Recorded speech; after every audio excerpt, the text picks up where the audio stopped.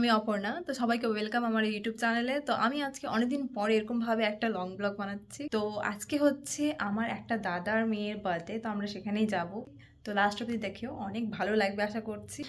মা এখানে রেডি হয়ে গেছে, ভাইও রেডি হয়ে গেছে, আর রেজানিকিতাও রেডি হয়ে গেছে। আমরা এখন রেডি হয়নি, রেডি হলে বেরোবো।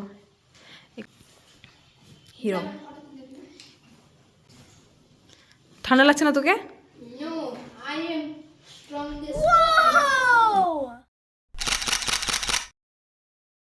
তো এখন আমি আর দিদি রেডি হচ্ছি, মানে আমি রেডি হয়ে গেছি ফুল, আর আমার দিদি এখন রেডি হচ্ছে। মা ভাই বোন সবাই বেরিয়ে গেছে, একটু আগে রেডি হয়ে বেরোলো। তো দিদি রেডি হয়ে যাক, তারপর আমরা বেরিয়ে যাব।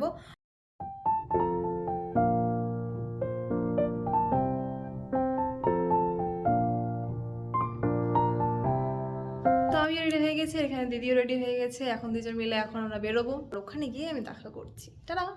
মা চলে এসেছিলো দিদার বাড়িতে, আর এখানে এসে মামিকে রেডি করানোতে একটু হেল্প করছিল। তারপরে এখন আমরা সবাই এখানে আছি, আর একসঙ্গে আমরা বেরোবো।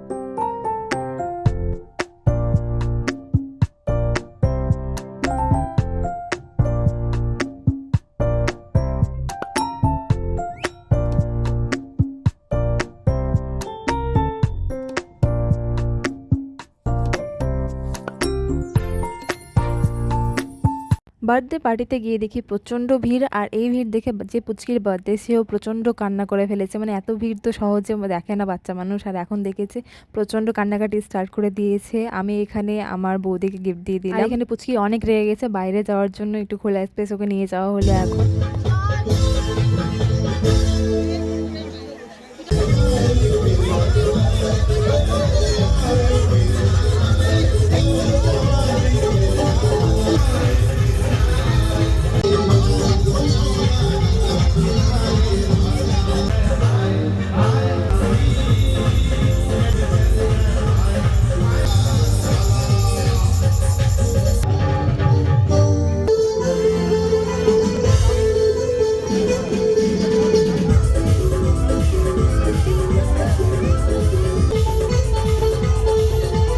এখানে ফুচকা আর ভেজ পকোড়ার স্টল ছিল, তো ওখানে ফুচকা খেলাম, তারপর ভেজ পকোড়া খেলাম। তারপরে এখন কিছুক্ষণ পরে আমরা চলে এসেছি খাওয়ার জন্য।